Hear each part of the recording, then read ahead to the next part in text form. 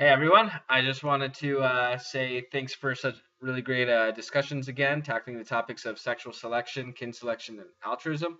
As always, I just wanted to provide you a kind of a broader synopsis and maybe help with some clarifications and or thoughts that as we move into towards the broader topics of speciation in a couple of weeks. So, the first thing I want to really get at is the idea of all these selective pressures. And by that, I mean whether it's sexual selection, kin selection, natural or environmental selection, or whatever other type of selection that may be that the word being used is really describing the various forces or selective processes that we are describing as to how traits or whatever traits we're seeing in these populations, whether it is behavioral or phenotypic, that are making these species special and successful in their environments, and what we're attributing to what is driving the divergence of that population or species.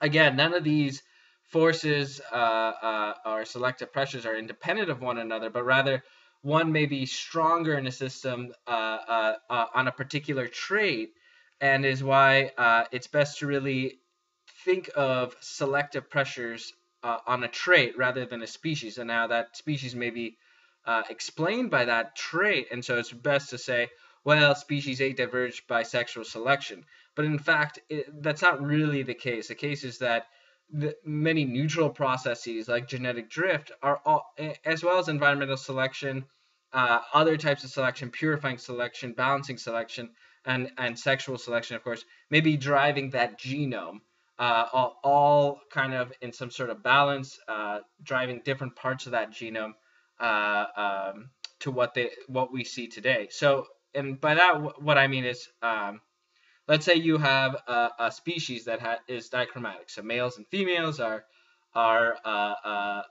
different somehow, behaviorally, phenotypically, usually, and we immediately think that this difference between the sexes is likely shaped by sexual selection. But what about their immunity, right? Sexual selection can explain the immunity. The hypothesis being that immune systems are best when they're the most diverse. So that wouldn't be sexual selection, right?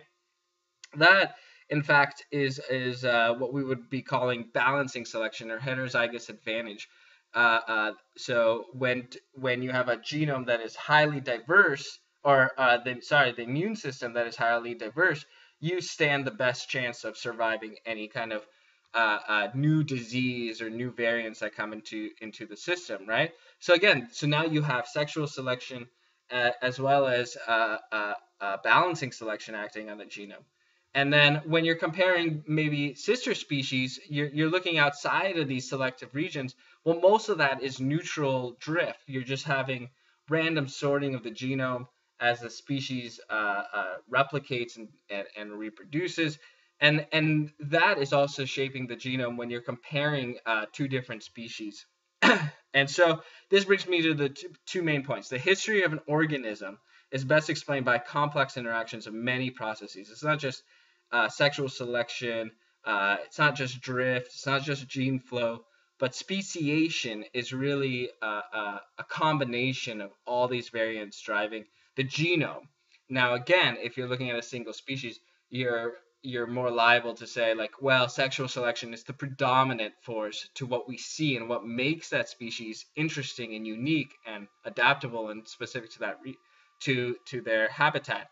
But again, when you look at the genome wide, well, it's lots of different forces, and what we want to understand is well, not only is it which one is the predominant force, but how are they interacting within a single genome? How is gene flow and sexual selection, and environmental selection interplaying within that genome? My other point is many of these processes only come into light when you compare two different species, right? So you have species A and species B. Well, you would never know that the two are unique for whatever reason without comparing the two genomes, saying, well, when you compare them, this region is different, and that difference tells you something. It tells you what makes them unique and one better, better than the other in a certain environment.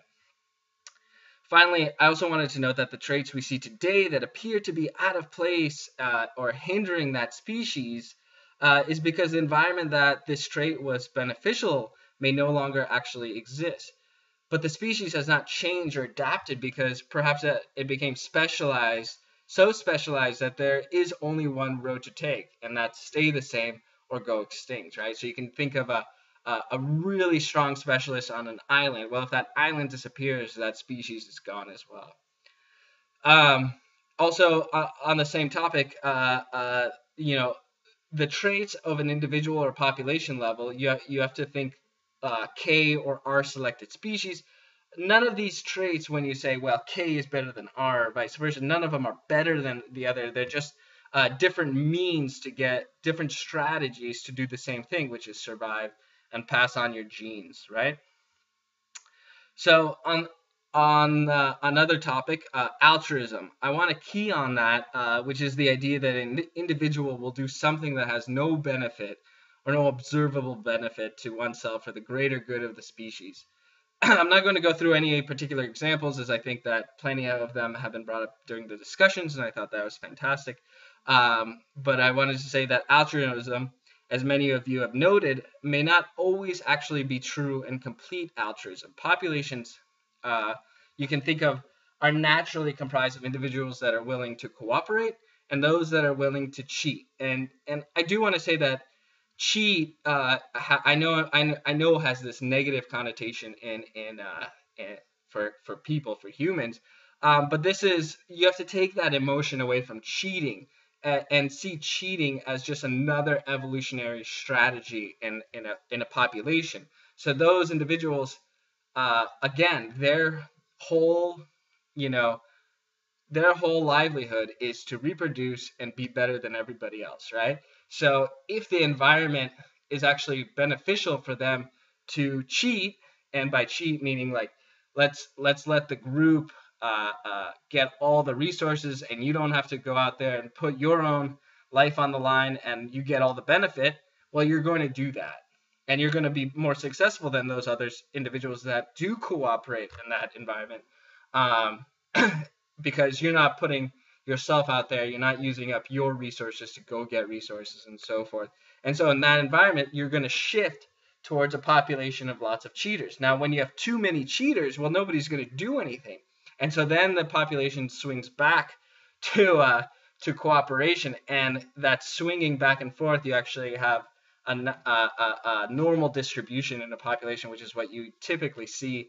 And and that balance is always always going back and forth, because the environment does change and it benefits one or the other.